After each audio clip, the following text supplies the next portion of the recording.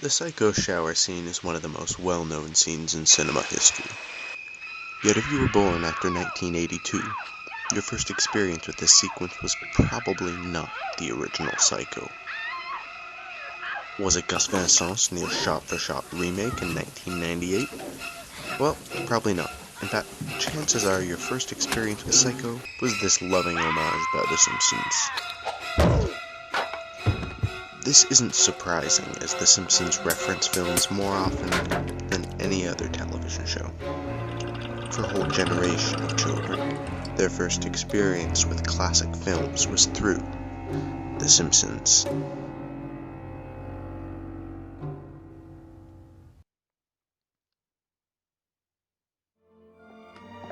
Almost every single episode of The Simpsons contains at least one filmic reference, whether it be through musical score, visual cue, or similar staging.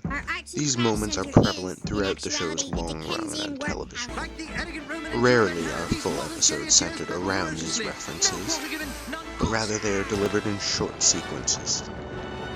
The children watching will assume these sequences are part of the Simpsons universe, not realizing that they are being educated on films made many decades before they were born. Mrs. Krabappel, you're trying to seduce me. Frankenstein?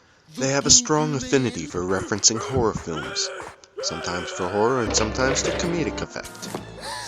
The sheer number of horror references is astounding, and has likely contributed to the mythic status many of these films hold today. They also enjoy referencing classic films, such as Goldfinger and The Godfather. And once again, The Godfather. If they truly love a film, they will return to it repeatedly, ingraining these moments in the memories of their fans and the iconography in their subconscious. They love Hitchcock.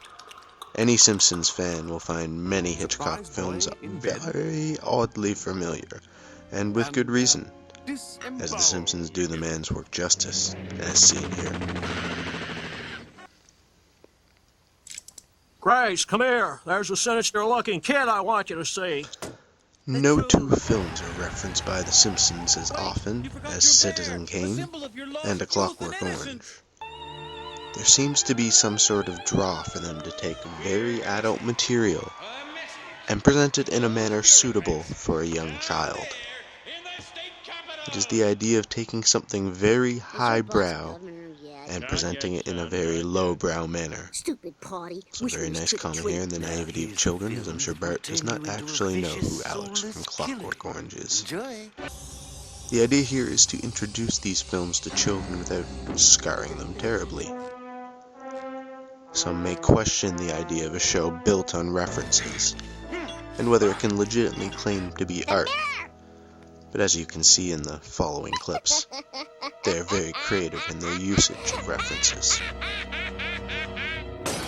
Stella! Stella! Zombies! Hey, what gives here? Listen, look. Where do you think you're going? Who wears short shorts? I wear short shorts.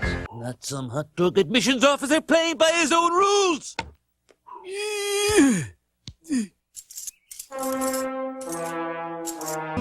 Look, fellas, it's Lisa in the sky.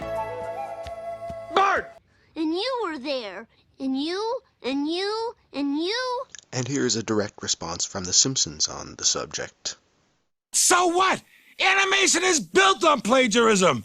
If it weren't for someone plagiarizing the Honeymooners, we wouldn't have the Flintstones. If someone hadn't ripped off Sergeant Bilko, there'd be no Top Cat. Huckleberry Hound, Chief Wiggum, Yogi Bear, Andy Griffith, Edward G. Robinson, Art Carney. Your Honor, you take away our right to steal ideas, where are they gonna come from? And what they say is true. Though this also crosses over to film, where directors like Quentin Tarantino and Brian De Palma have built careers upon their creative usage of film references. In Kill Bill, Tarantino borrows entire plots, sequences, and lighting setups from older films. This isn't new for Tarantino, as seen this reference here to Psycho in his 1994 film, Pulp Fiction.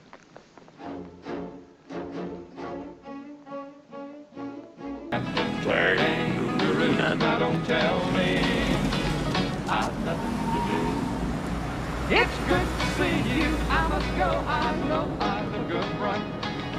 Motherfucker. Oh, and yes, The Simpsons parodied this scene as well. The Palma's most famous reference is his gunfight on a large stairway featuring a runaway baby carriage, which is a direct homage or reference to Sergei Eisenstein's Battleship Potemkin. This sequence is the most memorable of the entire film, and it owes its entire existence to that older silent film. And this isn't the only silent film to make a second impact, as the phantom carriage inspired this scene in The Shining. Once again, Spielberg was ahead of the curve, as he was doing this years before, as he's seen here in Jaws. But often it's about how you use the reference you've been given. In this last example to be seen here from Goodfellas, Scorsese, as opposed to convention, uses a slow vertigo movement, driving the tension of the scene. It is a perfect example of redefining a reference. And that's it. I hope you learned something about how The Simpsons depends on films, and the idea of referencing is a healthy part of making.